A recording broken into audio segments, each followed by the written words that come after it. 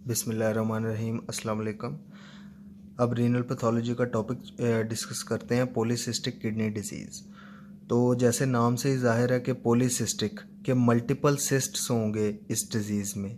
Cyst क्या होता है? सिस्ट होता है कोई भी आउटग्रोथ के कोई भी वॉल है, उस पर कोई आउट बॉडी वॉल है, उस पर आउटग्रोथ हुई है और उसमें फ्लूइड भरा हुआ है। ठीक है, तो ऐसी जो है वो स्ट्रक्चर को सिस्ट कहते हैं, आउटग्रोथ जिसमें फ्लूइड भरा हो।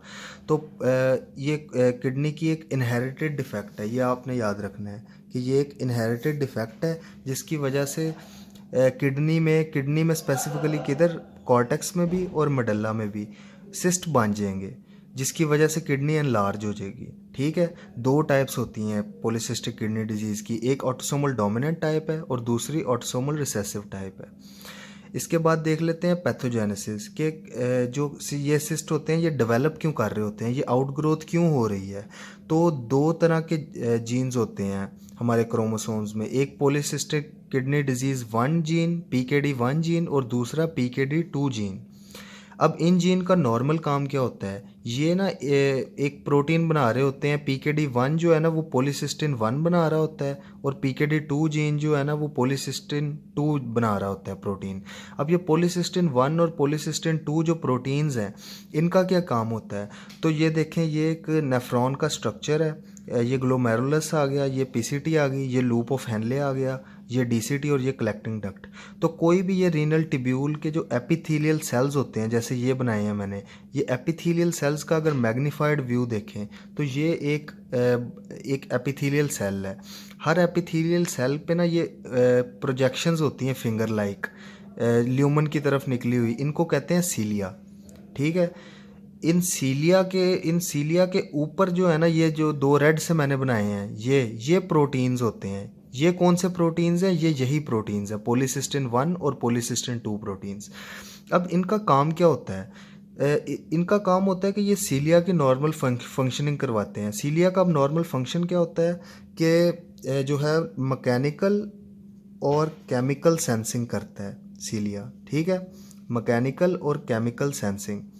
तो और बहुत से आयंस जैसे कि कैल्शियम आयन है, उनका एपिथेलियल सेल के अंदर जो है ना वो नॉर्मल बैलेंस मेंटेन रखते हैं। ठीक है, ये सीलिया जो है, और फ्लूइड फ्लो को भी कंट्रोल करते हैं, फ्लूइड फ्लो को सेंस करते हैं और फिर उसकी वजह से चेंजेस आती हैं एपिथेलियल सेल के इंटीरियर में, कैल्शियम वगैरह की रेगुलेशन होती है। तो ये इनका बेसिक काम होता है सीलिया का, कि ये मैकेनिकल और केमिकल सेंसिंग करवाते हैं। तो अब इस डिज़ीज़ में हमारे पास क्या हो रहा है कि PKD1 और PKD2 जीन्स में म्यूटेशन आ गई, तो पॉलीसिस्टिन 1 और 2 भी अब नॉर्मल बनेंगे।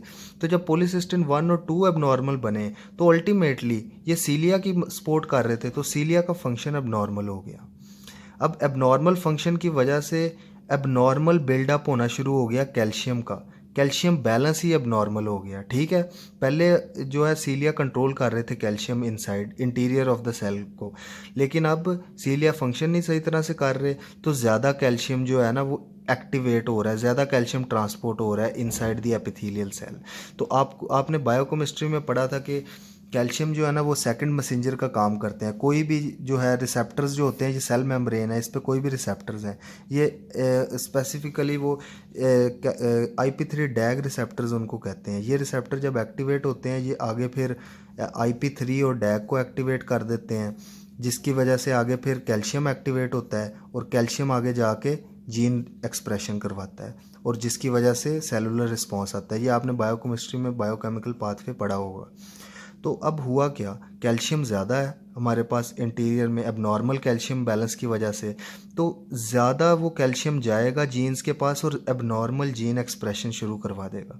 एबनॉर्मल जीन एक्सप्रेशन हुई तो सेल जो है वो प्रोलिफरेट कर जाएगा, यानी कि वो ज़्यादा बनना शुरू, ज़्यादा डिवाइड होगा। तो इस डिवीजन की वजह से आउटग्रोथ बनना शुरू हो जाएंगी एपिथेलियल सेल्स पे, जिसको कहते हैं सिस्ट डेवलपमेंट।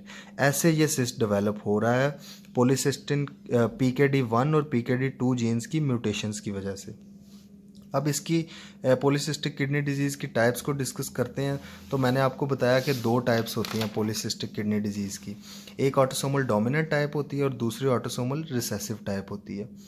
जो ऑटोसोमल डोमिनेंट टाइप है, ये आपने याद रखना है, ये होती है एडल्ट्स में, जब और ऑटोसोमल रिसेसिव होती है बच्चों में, चाइल्डहुड में होती है।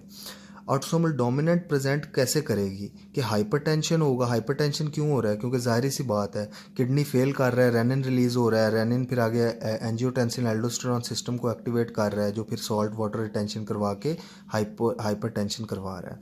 दूसरे नंबर पे किडनी डैमेज हो रही है तो कुछ ना कुछ हीमेट यूरिया भी होगा कि यूरिन में ब्लड आएगा, क्योंकि जो स्लिट स्पेसेस हैं वो डैमेज होना शुरू हो जाती हैं और अल्टीमेटली वर्सनिंग रीनल फेलियर होता जाता है, क्योंकि ये किडनी है, अब इसमें मल्टीपल सिस्ट लाइक जो है वो डेवलप कर रहे हैं, तो किडनी का फंक्शन अब नॉर्मल हो रहा है, तो किडनी फेलियर की तरफ चली जाती है।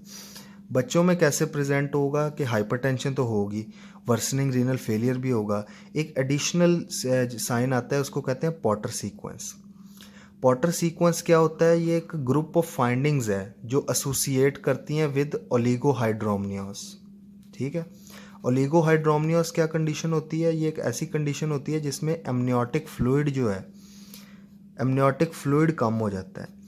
एमनियोटिक फ्लूइड क्या होता है? ये जब फीटस जो है अभी बर्थ से पहले, फीटस अभी मदर के अंदर ही यूट्रस में ही है, तो वो जिस फ्लूइड में तैर रहा होता है बच्चा, वो एमनियोटिक फ्लूइड होता है। और वो बनता किससे है?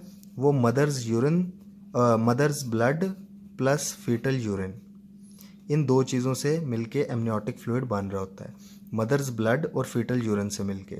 अब जाहिर सी बात है कि बच्चे की किडनी फेल हो रही हैं तो यूरिन कम बनेगा, यूरिन कम बनेगा तो एमनियोटिक फ्लूइड कम बनना शुरू हो जाएगा। एमनियोटिक फ्लूइड कम बनने की कंडीशन को ही ओलिगोहाइड्रोमनियोस कहते हैं।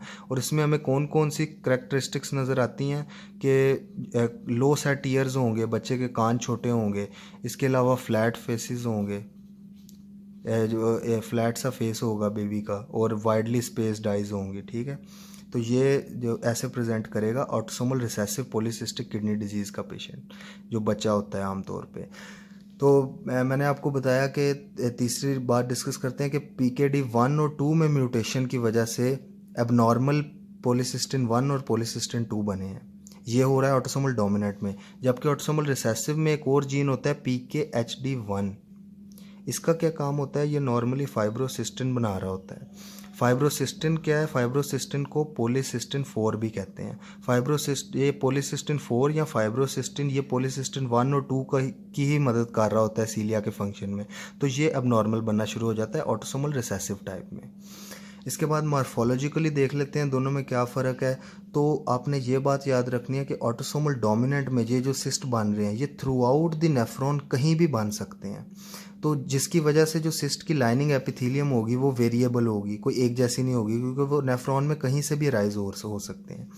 जबकि ऑटोसोमल रिसेसिव में वो स्पेसिफिकली जो हैं कलेक्टिंग डक्ट से राइज होते हैं सिस्ट, तो इसी वजह से ये इनकी लाइनिंग एपिथेलियम क्यूबॉइडल होती है।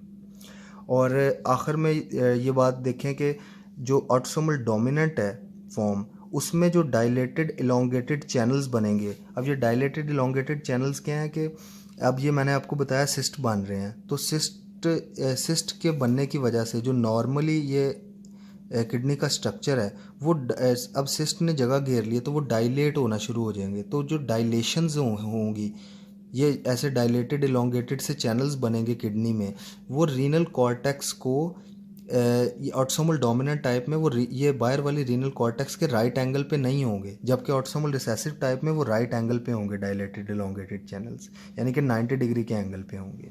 ये बात याद रखें। इसके बाद देख लेते हैं कि ऑटोसोमल डोमिनेंट और रिसेसिव टाइप किस किस के साथ किडनी के अलावा और इनमें क्या क्या फीचर्स आ सकते हैं। तो हेपेटिक सिस्ट दोनों में डेवलप हो सकते हैं कि किडनी में भी सिस्ट हैं और साथ में लिवर में भी सिस्ट बन रहे हैं। ये क्यों बनते हैं? क्योंकि जैसे जो बिलरी सिस्टम होता है, बिलरी सिस्टम कौन सा है? बाइल डक्ट हो गई या हेपेटिक डक्ट्स या बाइल कैनालिक्यूलाई, तो ये जो सारी है ना कैनाल्स, इनमें भी सीलिया प्रेजेंट होते हैं। तो इनमें भी जब PKD 1 और 2 की म्यूटेशन होगी तो इनमें भी सिस्ट डेवलप हो जाएंगे, तो दोनों में हेपेटिक सिस्ट डेवलप हो सकते हैं। जबकि ऑटोसोमल डोमिनेंट टाइप में बैरी एन्यूरिज्म्स और माइट्रल वॉल्व प्रोलैप्स भी हो सकता है, जबकि ऑटोसोमल रिसेसिव टाइप में कंजेंटल हेपेटिक फाइब्रोसिस हो सकती है। ये बात याद रखें। इसके बाद ये आखिर में डिफरेंस देख लेते हैं कि सिस्ट और ट्यूमर में क्या डिफरेंस होता है। तो सिस्ट ना एक वेल डिफाइंड राउंड या ओवल सा स्ट्रक्चर होता है। जब आप रेडियोग्राफिक इमेजेस, सीटी स्कैन या एक्सरे पे देखेंगे तो एक वेल डिफाइंड सा जो है वो राउंड सा या ओवल सा एक एरिया होगा। जबकि ट्यूमर जो है वो इरेगुलर होता है और यूनिफॉर्म नॉन यूनिफॉर्म मास होता है, ठीक है। उसके वेरिएबल से बॉर्डर्स होते हैं, उसकी कोई स्पेसिफिक शेप नहीं होती। सिस्ट ए वास्कुलर होता है, यानी ब्लड वेसल्स नहीं होंगी सिस्ट में और फ्लूइड भरा होगा, ठीक है। जबकि ट्यूमर की अपनी ब्लड वेसल्स होती हैं एंजियोजेनेसिस से जो बनती हैं, और इसमें कोई फ्लूइड वगैरह नहीं होता, ये बल्कि एबनॉर्मल टिश्यूज़ ही जो इकट्ठा होके जो है ना वो एक ट्यूमर बना देते हैं। तो ये था ऑटोसोमल, ये पॉलीसिस्टिक किडनी डिजीज़ में हमने क्या पढ़ा कि PKD1 और PKD2 की म्यूटेशंस की वजह से पॉलीसिस्टिन 1 और पॉलीसिस्टिन 2 जो है वो नहीं बन पाएंगे, जिसकी वजह से एबनॉर्मल जो है वो सीलिया फंक्शन होगा और आखिर में सेल प्रोलिफरेशन हो जाएगी, जिसकी वजह से सिस्ट डेवलप करेगा। दो टाइप्स हमने इसकी पढ़ी, ऑटोसोमल डोमिनेंट टाइप और autosomal recessive type. Dominant adults में होती है, रिसेसिव बच्चों में होती है, ठीक है। ऑटोसोमल डोमिनेंट में PKD1 और PKD2 की म्यूटेशंस थी, जबकि ऑटोसोमल रिसेसिव में PKHD1 की म्यूटेशन थी, ठीक है। तो ये था पॉलीसिस्टिक किडनी डिजीज़ का टॉपिक।